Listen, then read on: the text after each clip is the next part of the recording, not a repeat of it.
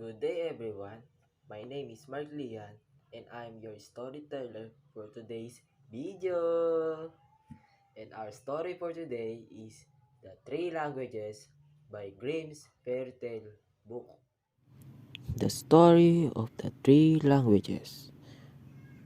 An aged count once lived in Switzerland who had an only son, but he was stupid and could learn nothing. Then said the father, "Hark you, my son, try as I can get nothing into your head. You must go from hence. I will give you into a care of celebrated master, who shall see what he can do with you." The youth was sent into a strange town and remained a whole year with the master.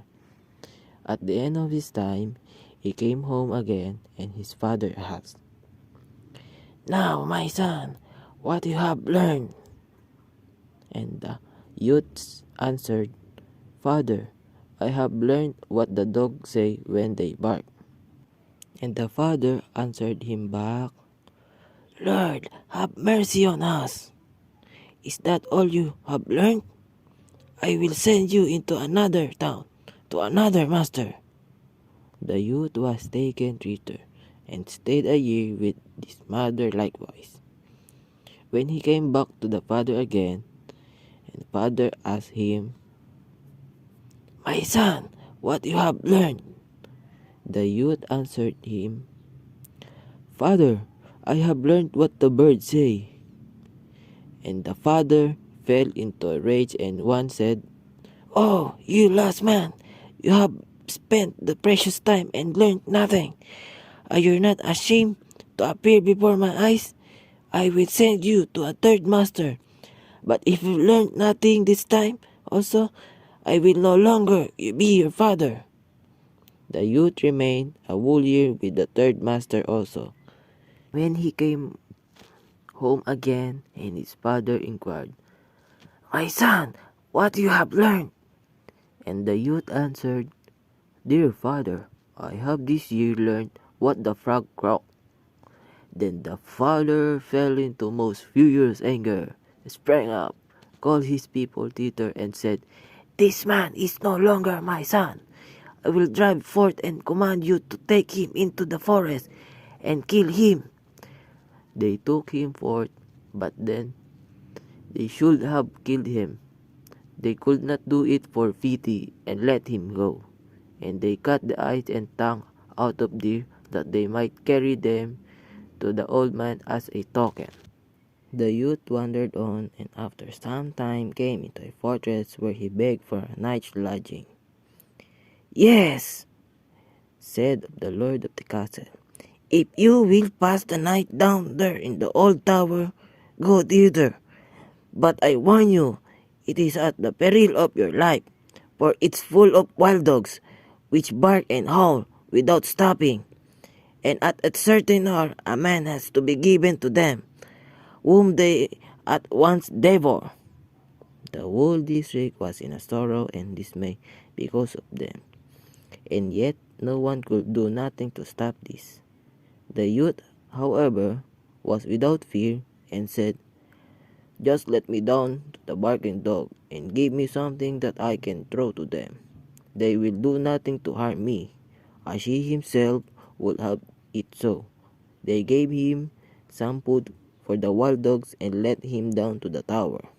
When he went inside, the dog did not bark at him, but wagged their tails quite amicably around him, ate what he set before them, and did not hurt one hair of his head.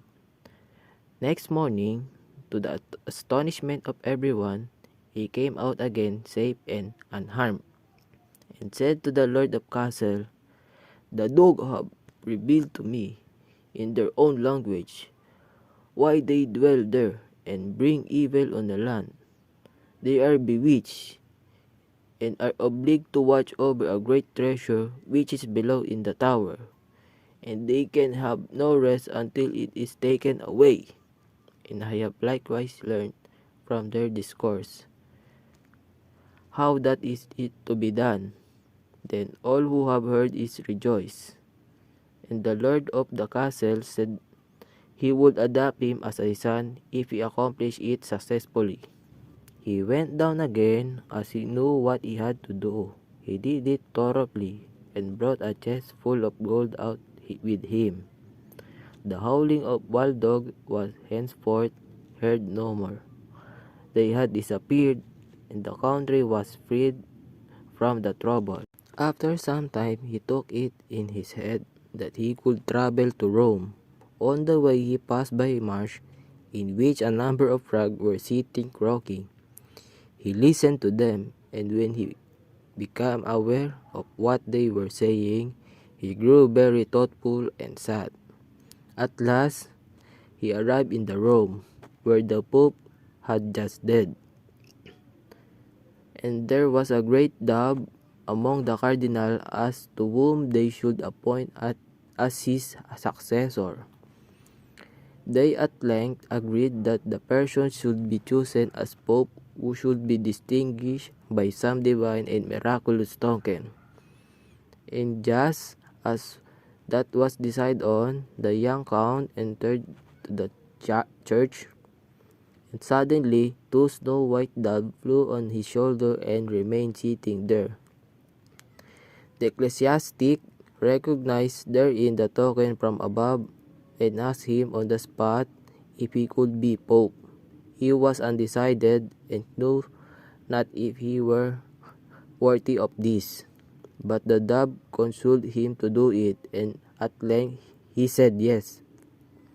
Then was he anointed and consecrated, and thus was fulfilled what he had heard from the frog on his way, which had so affected him, that he was to be His Holiness the Pope. Then he had to sing a mass, and did not know one word of it, but the 2 doves sat continually on his shoulder, and said it all on his ear.